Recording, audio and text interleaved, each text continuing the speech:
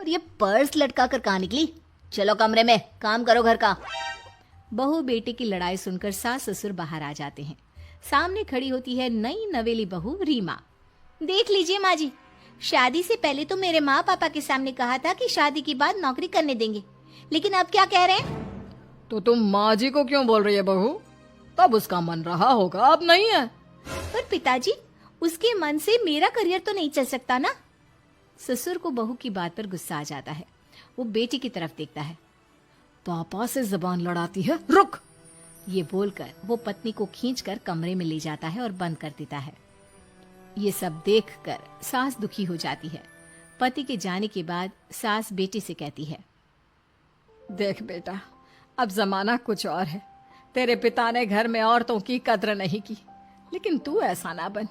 शहर की समझदार पढ़ी लिखी लड़की से शादी की है तूने, उसका ख्याल रखा कर, तमीज से पेश आया कर। जा, बहू को कमरे से बाहर ले आ। लेकिन बेटा नहीं मानता। आता है कि सास चाय और बिस्कुट लेकर बहू के कमरे में जाती है। बहू बेटा, ये ले, चाय पी ले। रो रो कर कैसी शक्ल बना ली है बेटा। माँ जी, ये कैसे लोग हैं? आप कैसे मैनेज कर रही हैं? ऐसे थोड़ी ना होता है माँ जी। घर की औरतों को तो पिताजी और ये इंसान समझते ही नहीं। क्या करूं बेटा, मैंने तो जैसे तैसे सह लिया, लेकिन तू ना सहना। दोनों बात कर ही रहे थे कि ससुर आ जाते हैं। अच्छा, तो अब बहू को भड़का रही हो? बहुत दिन हो गए मार खाए, अब क्या बहू के सामने खाओगे? जाओ यहाँ से, और जरूरत नहीं है ज्यादा इस लड़की को सर पर चढ़ाने की, समझी? बहू को ससुर की बात पर गुस्सा आ जाता है, लेकिन वो कुछ नहीं कहती। आए दिन बहू देखती है कि कैसे उसकी सास और उसके साथ उसका ससुर और पति गंदा व्यवहार करते हैं। फिर एक दिन, ये क्या बनाया है? खाना बनाना नहीं आता क्या? ये बोलकर वो खाने की भरी सारी थाली फेंक देता है। वैसे खाना तुमको बनाना आता नहीं और बाहर जाकर नौकरी करना चाहती हो? अरे तुम जैसे को तो पूछते भी नहीं है बाहर। बहू को पति की बात पर गुस्सा आता है, तभी सास बोल पड़ती है, तेरे से ज्यादा पढ़ी लिखी है वो, तो तूने इसे कहा था कि तू नौकरी करने देगा तो तुझसे शादी कर ली, वरना ना ही करवाते इसके माँ बाप तुझसे शादी इसकी। और कमाती भी ये तेरे जितना ही है बेटा। बहू हैरान रह जाती है कि जो सास खुद के लिए एक बार भी खड़ी नहीं हुई, वो उसके लिए बेटे को भी भला बुरा सुना रही है। उसकी नजर में सास की इज्जत और बढ़ जाती है। वो सास को देखकर ये सब सोच ही रही थी कि उसके कान में एक जोर से चांटे की आवाज आती है। किसको मार पड़ी? वो देख ही रही होती है कि उसकी नजर जमीन पर बैठी सास पर पड़ती है। अभी तो धीरे से मारा, फिर जुबान खोली ना तो ऐसा मारूंगा कि कान के पर्दे फट जाएंगे। सास रो रही थी। बेटा और पति वहां से चले जाते हैं। दोनों हंसते हुए वहां से निकल जाते हैं। बहू सास को उठाती है और पानी देती है। मैंने ये दिन रोज देखे हैं बहू, लेकिन तू नहीं सहना। तू अपना जीवन अपने अनुसार जीना। शादी के वक्त मैंने तेरी माँ से बात करने की कोशिश की थी, उन्हें बताया था, लेकिन वो नहीं मानी। बहू सास को पकड़कर रोने लगती है। वो इसलिए नहीं मानी क्योंकि वो मेरी सगी माँ नहीं है। माँ जी, जिस तरह से आप मेरे लिए खड़ी हुई है ना, मेरी माँ भी नहीं हुई। बेटा, मैं तेरा भला चाहती हूँ। तू नौकरी इस घर में रहकर तो नहीं कर पाएगी। एक काम कर, इस घर से चली जा, पैसे कमा और खुश रह।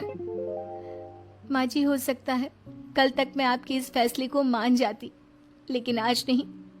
माँ जी, आप यहाँ इस नर्क को झेले और मैं आपको छोड़कर चली जाऊं? नहीं, कभी नहीं। अगले रोज, सुनिए, वो क्या है ना, मुझे कुछ कपड़े और गहनों की जरूरत है, तो जरा पैसे दीजिए ना। अब आप घर के मर्द हो तो पैसे तो आपसे ही मांगूंगे ना। बुरा तो नहीं लग रहा ना आपको? नहीं नहीं, बुरा क्यों लगेगा। ये लो कार्ड, कर लेना शॉपिंग। अगले रोज, बिजली का बिल आया है 10,000 का, भर दीजिएगा। इतना बिल कैसे आ गया? बेटा, वो क्या है ना, सारा दिन बहू घर में रहती है तो कमरे में एसी और टीवी चलता रहता है। अब कम से कम बाहर जाए तो 4 पैसे कमा कर लाए, लेकिन हम लोगों को थोड़ी ना औरत की कमाई खानी है, वो तो मर्द ही करता है ना। पति पर्स देखता है और फिर हाँ माँ, ठीक बोल रही हो। खैर चलता हूँ, ऑफिस का वक्त हो गया है। पति ऑफिस से पिता को फोन करता है। पापा, घर के खर्चे तो बढ़ते ही जा रहे हैं, ऊपर से महंगाई आप देख रहे हैं। मैं सोच रहा हूँ क्यों ना मीना को नौकरी के लिए हाँ कर दूं, 4 पैसे ही लाएगी ना घर में। वो तो तू ठीक बोल रहा है, लेकिन ये औरत की जात, कल को 4 पैसे कमाने लगे तो यह नहीं कि सर पर चढ़कर नाचे। हाँ पिताजी, बात तो सही है। वो तो आप हैं जो माँ को मुट्ठी में रखा है, वरना मेरी वाली तो। खैर, सोचते इस बारे में। शाम को पूरा परिवार साथ बैठा होता है। वो कल पनीर की सब्जी बनानी है तो थोड़े पैसे देकर जाना। और हाँ, कीर्तन भी रखा है संडे को, उसके लिए सामान की लिस्ट बना दी है, ले आना। पापा को दे दो, वो ले आएंगे। अरे पापा कहाँ से ले आएंगे, मेरे पास नहीं है पैसे वैसे। लो, पैसे ही नहीं है? मेरे पापा की जेब तो हमेशा नोटों से भरी रहती है। बेटा, लक्ष्मी को जो पूजता है ना, उसके पास लक्ष्मी रहती है। जो घर की औरतों को मारे पीटे, वो भला कैसे लक्ष्मी का लाभ ले सकता है? वाह वाह, क्या बात है, तो जबान खुल रही है तुम्हारी। लगता है भूल गई पुरानी मार और डांट। क्या कहती? तू ये लिस्ट बस दे दे, मैं चली आराम करने। फिर अगले रोज, सुनिए जी, वो मायके जाना है। वो क्या है ना, शादी के बाद से गई नहीं, तो ट्रेन की टिकट बुक करवा देना। तो मैं भी तो साथ जाऊंगा ना तुम्हारे। तो ठीक है, फिर फ्लाइट की ही टिकट करवा दीजिए। वो क्या है ना, अच्छा थोड़ी ना लगता है, आप पहली बार मेरे साथ जा रहे हो और हम ट्रेन से चले, ठीक है ना? पति ऑफिस जाता है, जहाँ उसका दोस्त कहता है, अरे क्या हो गया यार, परेशान सा दिख रहा है। तेरी तो नई नई शादी हुई है, भाभी परेशान कर रही है क्या? अरे नहीं यार, तू तो जानता है थोड़ी सी कमाई में घर चलाना मुश्किल हो रहा है। तू कैसे मैनेज करता है यार? कैसे क्या यार, तू जानता है ना मेरी बीवी रिया को, वो टीचर है, फिर घर में ट्यूशन करती है, साथ में बच्चे भी पढ़ लेते हैं। यार, घर नाम की गाड़ी दोनों पहियों के साथ चलने से ही चलती है। वो भी कमाती है और मैं भी, और चल रहा है घर बस। पति को दोस्त की बात समझ में आती है, लेकिन पिता का ज्ञान कैसे भूल सकता था। उनको घर आता है जहाँ उसकी बुआ और उसका बेटा बैठे होते हैं। अरे आ गया लल्ला, कैसा थका थका सा लग रहा है, सब ठीक है ना? नमस्ते बुआ, कैसे आना हुआ? कैसा है रमेश? भाई को तो भाई की याद ही नहीं आती। अरे नहीं नहीं भैया, याद नहीं आती तो यहाँ कैसे आता? ये लीजिए मेरी शादी का कार्ड, जरूर आना। पति कार्ड खोलता है। डॉक्टर रश्मि, अरे वाह, तेरी होने वाली बीवी डॉक्टर है। और क्या भैया, आपकी बीवी इंजीनियर तो मेरी डॉक्टर। तभी वहाँ सास आ जाती है। अरे जब घर में ही बिठाना है बेचारी को, तो काहे का इंजीनियर है, तो काम वाली ही, घर का काम करती है और आराम। इतनी पढ़ी लिखी लड़की को घर पर क्यों बिठा रखा है? अरे बहू कहीं झोला छाप डिग्री तो नहीं लेकर आई है? पत्नी की बुराई सुनकर पति को गुस्सा आता है। नहीं बुआ, यूनिवर्सिटी टॉपर है मेरी मीना, और हाँ, बड़ी कंपनी में काम भी करती है। बस शादी के बाद कुछ महीनों की छुट्टी ली थी, अगले हफ्ते से ऑफिस शुरू हो जाएगा। क्यों मीना? तभी ससुर आ जाते हैं।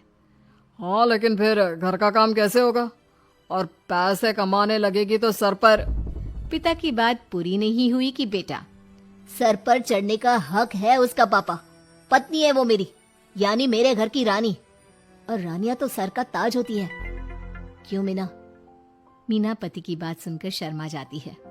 वाह बेटा, तू सही समय में समझ गया कि औरतों की इज्जत करने वाले घर में शांति और लक्ष्मी का वास होता है। सोनपुर नाम का एक राज्य था जहाँ के राजा जय सिंह थे। वो बड़े ही दयालु और शांत स्वभाव के राजा थे। एक दिन राजा अपने शाही बगीचे में मंत्री के साथ। मंत्री जी, अब हमारा राजकुमार बड़ा हो गया है, हमें लगता है कि उसके लिए एक अच्छी सी सुंदर कन्या देखकर उसका विवाह कर देना चाहिए। जी महाराज, आपने सही कहा। हमारे राजकुमार जी अब विवाह के योग्य हो गए हैं और अब उनका विवाह करना उचित है। गुरु जी से भी पूछ लेनी चाहिए, आखिर उनका क्या विचार है इस बात को लेकर। तो मंत्री जी, देर किस बात की, हम शीघ्र ही गुरु जी के पास चलते हैं। जैसे ही राजा गुरुजी से मिलने के लिए चलते हैं, तभी दो सैनिक डरे और घबराए हुए राजा के पास आते हैं। महाराज, महाराज, अनर्थ हो गया महाराज, अनर्थ हो गया। क्या हुआ मंत्री जी, ये इतना घबराए हुए क्यों हैं? महाराज, आज सुबह सुबह ही राजकुमार शिकार पर निकल गए थे। जंगल में उनको एक हिरण दिखाई दिया था, जिसको पकड़ने के लिए राजकुमार उसके पीछे गए और सुबह से अभी तक लौटकर वापस नहीं आए। मुझे लगता है कि कहीं हमारे राजकुमार उस श्रापित जंगल की ओर तो नहीं चले गए, जहाँ जाने पर आज तक कोई भी इंसान वापस नहीं आया। तुम यहाँ कैसी बात कर रहे हो? और कौन सा श्रापित जंगल? तुमको जब उस जंगल के बारे में पता था तो तुमने राजकुमार को उस जंगल की ओर जाने ही क्यों दिया? और हमारे राज्य में ऐसा कौन सा श्रापित जंगल है जिसके बारे में हमें पता नहीं? महाराज, हमने राजकुमार को रोकने की बहुत कोशिश की, लेकिन राजकुमार ने हमारी एक नहीं सुनी।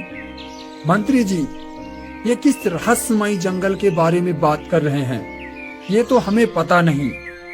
लेकिन तुम तुरंत ही इन सैनिकों के साथ हमारे राजकुमार को ढूंढने के लिए जाओ। महाराज, आप चिंता ना करें, मैं तुरंत ही राजकुमार को ढूंढने के लिए इन सैनिकों को अपने साथ लेकर जाता हूँ। इतना कहकर मंत्री सैनिकों को लेकर राजकुमार को ढूंढने के लिए निकल जाता है।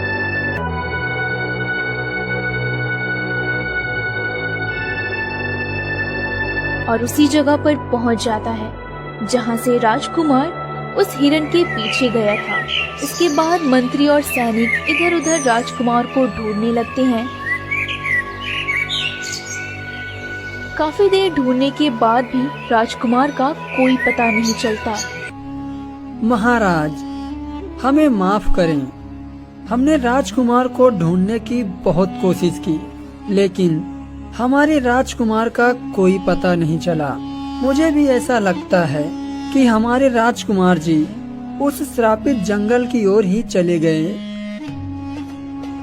यह बात जब रानी सुरेखा को पता चलती है, तब वो रोते हुए भागती महाराज के पास आती हैं और कहती हैं, महाराज, मेरा राजकुमार कहाँ है? मेरा राजकुमार, मैंने आपसे कहा था ना कि राजकुमार को इतनी छूट मत दो, लेकिन आपने मेरी एक भी नहीं मानी।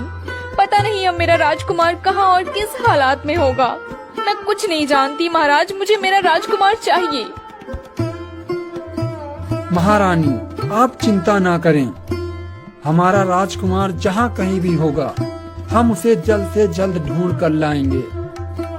मंत्री जी, कल सुबह पूरे नगर में यह ऐलान कर दीजिए कि हमारे राजकुमार को जो कोई भी ढूंढ कर लाएगा उसे हीरे जवाहरात से भरा एक बक्सा और 1000 स्वर्ण मुद्राएं प्रदान की जाएंगी। सुनो सुनो नगरवासियों, हमारे महाराज ने ये ऐलान किया है कि छोटे राजकुमार जी कल सुबह शिकार खेलने गए थे और वहाँ से गायब हो गए हैं। जो कोई भी राजकुमार को ढूंढ कर लाएगा, हमारे महाराज उसको हीरे जवाहरात से भरा एक बक्सा और 1000 स्वर्ण मुद्राएं प्रदान करेंगे। और इसके अलावा जो कोई भी व्यक्ति राजा को उस श्रापित जंगल के बारे में बताएगा, उसे भी अच्छा इनाम दिया जाएगा। राजा की ये बात पूरे नगर में फैल जाती है। उस श्रापित जंगल के बारे में एक बूढ़ी औरत को पता होता है। जब उसे राजा की ये ऐलान का पता चलता है, तो वो तुरंत ही राज दरबार में आ जाती है। महाराज, मुझे उस श्रापित जंगल के बारे में पता है। जी दादी माँ, बताइए आपको उस जंगल के बारे में क्या पता है और वह श्रापित जंगल कहाँ और किस दिशा में है? महाराज, वो जंगल बहुत ही सुंदर और घना जंगल हुआ करता था, लेकिन वहाँ पर एक दिन एक राजकुमारी अपने सैनिक के साथ घूमने गई थी। उस राजकुमारी को वो जंगल बहुत ही अच्छा लगा। फिर राजकुमारी ने अपने सैनिकों को आदेश दिया कि उस पूरे जंगल में अकेली रहेगी और जो कोई भी इस जंगल में हो उसको इस जंगल से बाहर निकाल दिया जाए।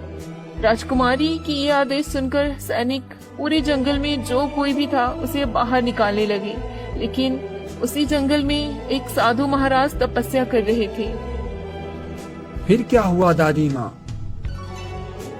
महाराज, फिर वो सैनिक उस साधु महाराज को भी वहाँ से निकालने लगे, जिसके कारण साधु महाराज की तपस्या भंग हो गई, जिसके कारण साधु महाराज क्रोधित हो गए और फिर इस राजकुमारी को उसी जंगल में हमेशा हमेशा के लिए कैद रहने का श्राप देकर वहाँ से चले गए। तब से उस जंगल में गलती से भी कोई व्यक्ति चला जाता है, वो वापस लौट कर नहीं आता।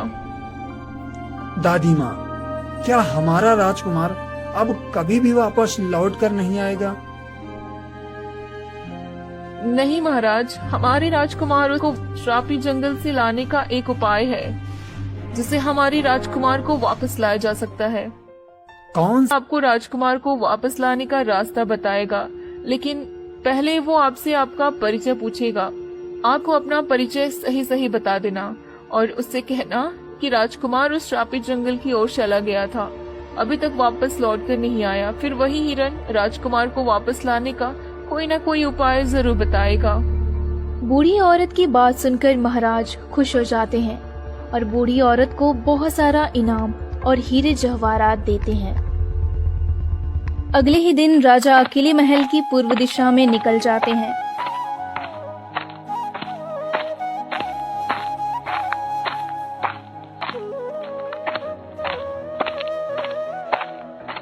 चलते चलते राजा उस घने जंगल में पहुंचकर एक पेड़ की छांव में खड़े हो जाते हैं। तभी उनको किसी की आवाज सुनाई देती है। बचाओ, बचाओ, मुझे कोई यहाँ से निकालो। जब ये बात राजा के कानों में सुनाई देती है, तब राजा इधर उधर देखने लगते हैं और उस आवाज की ओर चल देते हैं जिधर से ये आवाज आ रही होती है।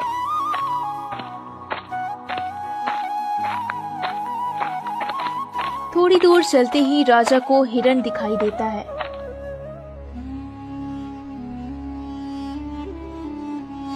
बचाओ, मुझे कोई यहाँ से मुझे निकालो।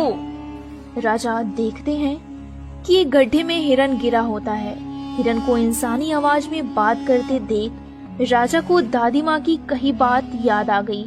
तब राजा तुरंत ही हिरन को उस गड्ढे से बाहर निकाल लेते हैं। हे मानव, तुम्हारा बहुत बहुत धन्यवाद जो आपने मेरी मदद की। तुम कौन हो और कहाँ जा रहे हो? देखने में तो आप किसी राज्य के राजा लग रहे हैं। हाँ हिरण, तुमने सही कहा। मैं सोनपुर का राजा जयसिंह हूँ और इस समय मेरे ऊपर एक बहुत बड़ा संकट आ पड़ा है और मुझे उस संकट से निवारण तुम ही दिला सकते हो। कहिए राजन, मैं आपकी क्या मदद कर सकता हूँ? आपने मेरी जान बचाई है और इसके लिए मैं आपकी कोई भी सहायता करने के लिए तैयार हूँ। मित्र, मेरा बेटा एक दिन शिकार खेलने के लिए गया था और वह एक हिरन का पीछा करते करते उस श्रापित जंगल की ओर चला गया, जहाँ पर जाने के बाद आज तक कोई भी आदमी लौटकर वापस नहीं आया। ओह, तो तुम उस श्रापित जंगल के बारे में बात कर रहे हो, जहाँ पर दिलेश साधु ने उस राजकुमारी को श्राप दिया था जिसने उसकी तपस्या भंग की थी। हाँ हाँ मित्र, मैं उस जंगल के बारे में ही बात कर रहा हूँ। मित्र, मैं तुम्हें उस साधु का पता बता देता हूँ जिन्होंने उस श्रापित जंगल में राजकुमारी को हमेशा हमेशा के लिए कैद किया है। तुम उनसे जाकर सारी बात बता देना, वही तुम्हारी बेटी को वापस लाने का उपाय बताएंगे। थोड़ी दूर जाने के बाद वो गुफा मिल जाती है जिसके अंदर राजा जाने लगते हैं। राजा गुफा के अंदर चले जाते हैं। अंदर जाकर साधु बाबा को प्रणाम कर राजा साधु बाबा से सारी दास्तां बता देता है। रखना, इस जल को कहीं जमीन पर मत रखना और यहाँ से दक्षिण की ओर जाओगे तो एक गांव मिलेगा। उस गांव को पार करना तो एक घना जंगल मिलेगा। उसी जंगल के आगे तीसरा जंगल वही जंगल होगा। जब तुम उस जंगल के अंदर चले जाओगे तो तुम्हें एक औरत की हंसने की आवाज सुनाई देगी। और वो आवाज तुम्हें प्यार से बुलाएगी। तब तुम समझ जाना ये वही जंगल है। इसके बाद राजा तुरंत ही उस जल को लेकर श्रापित जंगल की तरफ निकल जाते हैं। थोड़ी देर बाद राजा उसी जंगल में पहुंच जाते हैं। तभी आओ आओ, एक और इंसान आ गया है। हाँ, मैं कब से तुम्हारा इंतजार कर रही थी। आवाज को सुनते ही राजा समझ जाते हैं कि ये वही श्रापित जंगल है जिसके बारे में साधु बाबा बता रहे थे। राजा तुरंत ही उस जल को एक पेड़ के ऊपर छोड़ देते हैं। थोड़ी देर बाद उनके सामने एक सुंदर कन्या और उनका बेटा राजकुमार आ जाते हैं।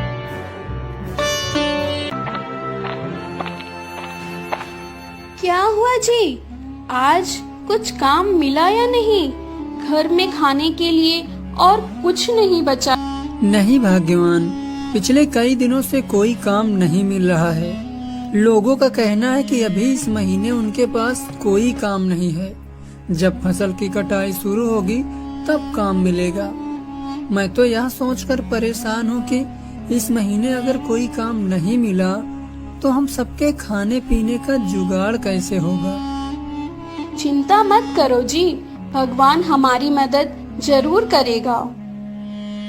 अगली बार तो आपने कहा था कि मैं अभी बहुत छोटी हूँ, अगले साल तक मैं बड़ी हो जाऊंगी। अब तो मैं बड़ी हो गई हूँ, तो अब तो मुझे गुड़िया दिलाओगे ना पापा? हाँ बेटा, इस साल तुम्हें जरूर गुड़िया दिलाऊंगा। अब चलिए, रामू और उसकी बेटी दोनों खाना खा लेते हैं और तभी उनके दरवाजे पर एक बाबा की दस्तक होती है। बाबा की आवाज सुनकर रामू और उसकी पत्नी दोनों बाहर आते हैं। अरे बेटा, कुछ खाने को दे दो, भगवान तुम्हारा भला करेगा। बाबा, हमारे पास तो खुद के खाने के लिए ठीक से खाना नहीं हो पाता, हम आपको कहाँ से देंगे। थोड़ी सी खिचड़ी पकाई थी, वह भी मैं अभी खा लिया हूँ। अब हमारे पास कुछ भी नहीं है। रुकिए बाबा, अभी मेरे हिस्से का खाना बचा हुआ है, मैं अभी ला कर देती हूँ आपको। पर सरिता, तुम वह खाना बाबा को दे दोगी तो तुम क्या खाओगी? अपने घर के आंगन से मैं किसी बाबा को भूखी नहीं जाने दे सकती, इससे मुझे पाप लगेगा। अंगूठे में ऐसा क्या है जो बाबा ने हमें इसे देने के लिए चुना है? शायद यह हमारे अच्छे कर्मों का फल है। आपने तो सुना होगा, हमारे अच्छे और बुरे कर्मों का फल हमें जरूर मिलता है। चलिए अब अंदर चलते हैं। पर सरिता, अपने हिस्से का खाना तो तुमने बाबा को दे दिया, अब तुम क्या खाओगी? काश हमारे पास थोड़ी से और चावल होते। जैसे ही रामू यह बात कहता है, अंगूठी में एक चमक सी होती है और रामू के सामने तुरंत एक चावल की प्लेट आ जाती है। रामू और सरिता दोनों यह देखकर हैरान हो जाते हैं। अरे देखा सरिता, जैसे ही मैंने चावल का नाम लिया, यहाँ चावल प्रकट हो गया। यानी कि यह अंगूठी सच में जादुई अंगूठी है। हम इससे कुछ भी खाने को मांग सकते हैं। अरे वाह, यह तो बहुत अच्छी बात है। तो आप इससे थोड़ी पूरी सब्जी मांगे ना, मेरा काफी दिन से पूरी सब्जी खाने का मन कर रहा था। ठीक है, मैं अभी मांग कर देखता हूँ। अंगूठी, हमें थोड़ी सी पूरी सब्जी दे दो। रामू के कहते ही फिर से अंगूठी में एक चमक सी उठती है और रामू के सामने पूरी सब्जी की प्लेट आ जाती है। उसको देखकर सरिता और रामू बहुत खुश हो जाते हैं। अरे वह कितने दिनों बाद आज मुझे पूरी सब्जी देखने को मिली है। चलो अब हम सब बैठकर इसे खाते हैं। सभी उस दिन पेट भर भोजन करते हैं। आज गांव में मेला लगने वाला है। मैंने अपने दोस्तों से सुना था आज आप मुझे गुड़िया दिलाओगे? हाँ मेरी प्यारी बेटी, इस बार मैं तुम्हें जरूर गुड़िया दिलाऊंगा। सरिता, तुम मेरी प्यारी गुड़िया को तैयार कर दो और तुम भी तैयार हो जाओ। हम सब आज उस बड़े से मेले में जाएंगे जहाँ जाने के लिए हम अक्सर सपने देखा करते थे। सभी तैयार हो जाते हैं, निकल पड़ते हैं।